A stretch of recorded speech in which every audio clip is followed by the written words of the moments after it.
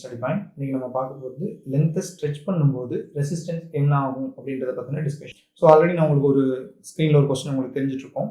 அது என்ன இருக்குன்னா, ஒரு வயர், அந்த வயருக்கு ரெசிஸ்டன்ஸ் வந்து ஆல்ரெடி 2 ohm இருந்துகிட்ருக்கு. இந்த வயரை ஸ்ட்ரெச் பண்ணி டபுள் பண்ணும்போது என்ன ஆகுது ரெசிஸ்டன்ஸ் அப்படின்னு சொல்லி கேட்டிருக்காங்க. ஸோ லென்த்தை பேசிக்காக ஸ்ட்ரெச் பண்ணி டபுள் பண்ணும்போது ரெசிஸ்டன்ஸ் கூடும் அப்படின்றது நம்மளுக்கு தெரியும்.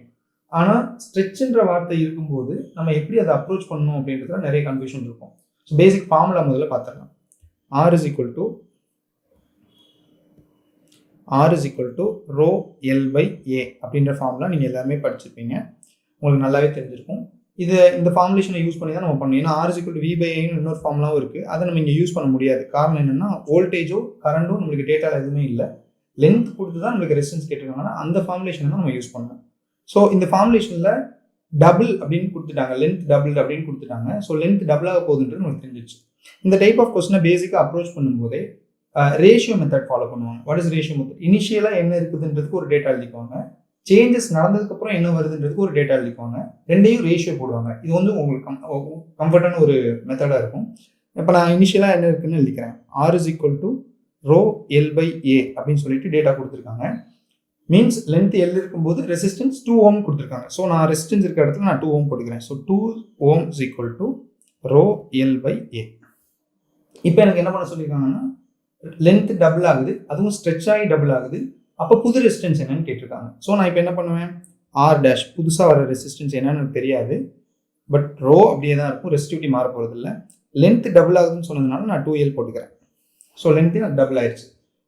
இப்போ ஏரியா போடும்போது நான் என்ன பண்ணுவோம், மோஸ்ட் ஆஃப் தி டைம் நீங்கள் என்ன மிஸ்டேக் பண்ணுவீங்கன்னா, ஏரியா மாறாதுன்னு நினச்சிட்டு ஏனே போட்டுருவீங்க. ஸோ அது நம்ம பண்ணக்கூடாது. ஏன் அப்படின்னா, லென்த்து ஸ்ட்ரெச் ஆகி டபுள் ஆகும்போது, ஜென்ரலி டபுள்னு சொன்னாங்கன்னா வேறு, ஸ்ட்ரெச் ஆகி டபுள் ஆகுதுன்னு சொல்லும்போது நீங்கள் என்ன பண்ணணும்னா ஏரியாவையும் சேர்த்து யோசிக்க வேண்டியிருக்கும். ஏன் அப்படின்னா, நீங்கள் ஒரு வயர் எடுத்துக்கிறீங்க, அந்த வயரோட லென்த் வந்து நம்மளுக்கு Lன்னு கொடுத்துருக்காங்கன்னு வச்சுக்கோங்க, லென்த் Lன்னு கொடுத்துருக்காங்க. அப்போ அதுக்கு கண்டிப்பாக ஒரு ஏரியா இருந்திருக்கும், அதை நான் ஏன்னு வச்சுக்கிறேன். இப்போ லென்த் டபுள் ஆகும்போது என்ன ஆகும்னா, அதுவும் ஸ்ட்ரெச் ஆகி டபுள் ஆகும்போது என்ன ஆகும்னா, லென்த் என்ன ஆகும்னா கூடிடும். கரெக்டாக? சேம் டைம் ஏரியா, பெரிய ஏரியாவாக இருந்தது கண்டிப்பாக என்ன ஆயிரும், இது லென்த் டபுள் ஆகிருக்கு, ஏரியா கண்டிப்பாக குறைஞ்சே ஆகணும். அதுவும் எவ்வளோ குறையும்னா, லென்த் எவ்வளோ கூடிச்சோ ஏரியா அவ்வளோ குறைஞ்சே ஆகணும். இது ஒரு ஃபண்டமெண்டல் ஃபிசிக்கல் ரூல். ஏன்னா ஸ்ட்ரெச்சிங் அப்போ என்ன நடக்கும்னா, வால்யூம் மாறவே செய்யாது.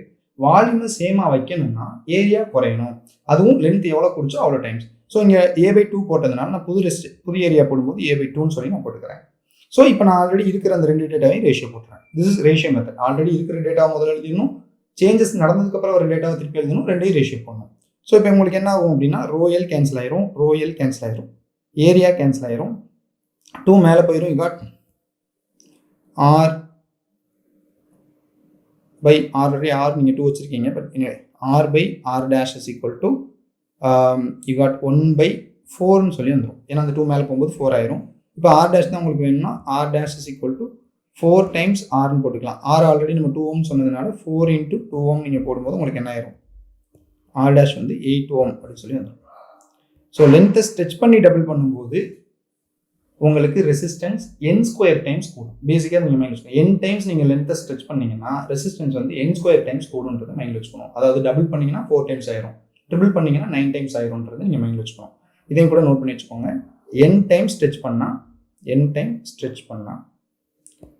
ரெசிஸ்டன்ஸ் n² டைம்ஸ் கூடும் அப்படின்ட்டு. இது ரொம்ப பேசிக்கான ஐடியா. இது நிறைய என்ட்ரன்ஸ் எக்ஸாம்ஸ்லையும் கேட்டிருக்காங்க. எக்ஸாம்பிள் 2013 நீட் எக்ஸாமில் இந்த இதே கொஸ்டினை கேட்டிருக்காங்க. ஸோ என்ன கொடுத்துருக்காங்கன்னா, இப்போ நம்மளுக்கு கொஸ்டினில் வந்து R is equal to 2 ohm கொடுத்துட்டு டபுள் பண்ணால் என்ன ஆகும் கேட்டிருந்தாங்க. அவங்க என்ன பண்ணியிருக்காங்கன்னா, R is equal to 4 ohm கொடுத்துருக்காங்க. 4 ohm கொடுத்துட்டு இல்லை ஸ்ட்ரெச் பண்ணி டபுள் பண்ணும்போது நியூ ரெசிஸ்டன்ஸ் என்ன ஆகும் அப்படின்னு சொல்லி கேட்டிருக்காங்க. ஸோ என்ன ஆக போகுது, நம்மளுக்கு இப்போ தான் சொன்னோம், R dash is equal to n² Rன்னு சொல்லியிருக்குமா. ஸோ இனிஷியல் ரெசிஸ்டன்ஸ் 4 ohm இருக்குது, ஸோ டபுள் பண்ணியிருக்காங்க. ஸோ 2² into 4ன்னு சொல்லி வந்துடும். யூ காட் 4 into 4 16 ohm சொல்லி நீ நோட்டேட் பண்ணிடலாம். ஸோ ஜென்ரலாகவே என்ட்ரன்ஸ் எக்ஸாமில் கேட்கக்கூடிய ஒரு கான்செப்ஷுவல் ஐடியா தான் இது. உங்களுக்கு இந்த ஐடியா புரிஞ்சிருக்கும்னு நினைக்கிறேன். தேங்க்யூ.